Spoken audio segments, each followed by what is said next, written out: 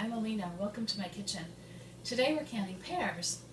So what I've done to start with was I cleaned my kitchen, got the counters all cleared off, and I've set out my equipment. So you'll notice that I have my kettle with my syrup, and I have a paring knife and a peeler, and a slotted spoon, another spoon, a ladle, and then we're going to, after we make sure that all of our equipment is here and ready, we don't want to have any surprises, we can't find that, then we can start with the pears. Now, we wash the pears, and then we're going to peel them and slice them into orange juice. Now, I took an orange juice concentrate, and I put 4 cans of water instead of the usual 3.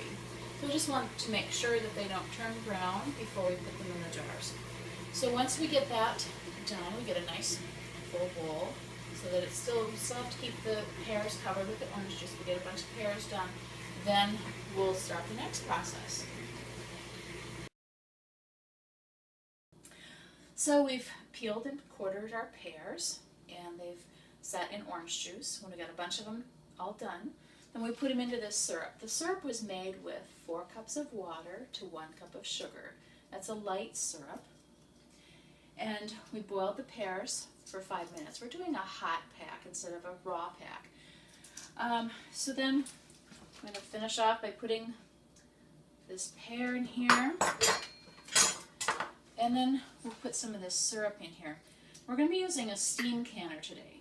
And one of the things that you have to have with a steam canner is that you need to do a hot pack rather than a raw pack. And so that's what we've done. We've got a hot pack here. So the pears are hot, the syrup's hot, they cooked for a while, 5 minutes. And now I'm running a plastic spatula along the edge of the jar, and if you look closely you'll probably see little bubbles come up, and you really want to get those bubbles out because in those air bubbles could be bacteria, other microorganisms that can cause your food to spoil.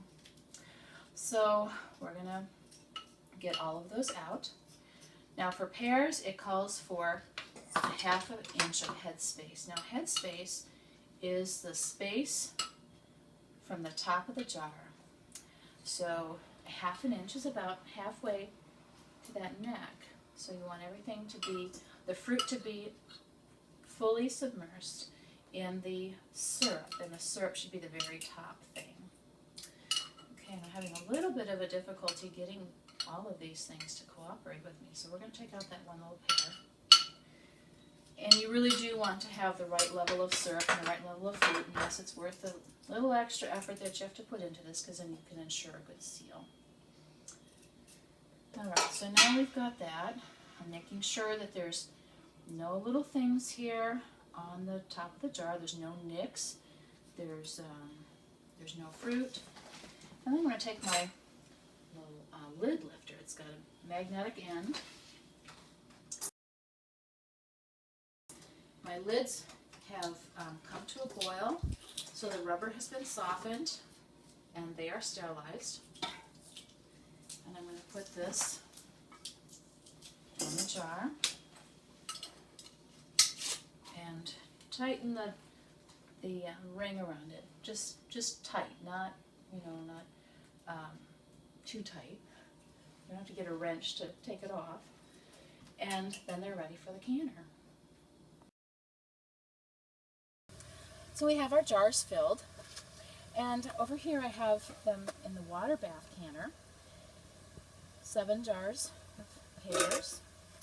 And then because we did the hot pack, we get to use the steam canner.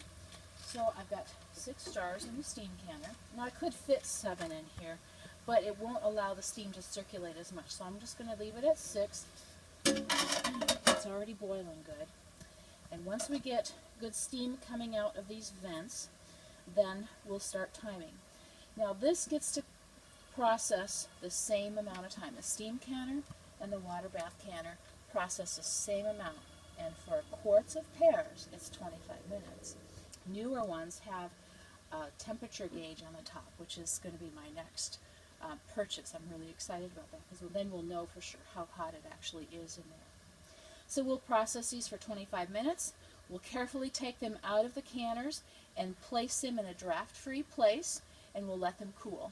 You can't blow cold air on them or something like that to cool them faster. You just have to let them cool down naturally. And then they'll be ready to wash and store and enjoy.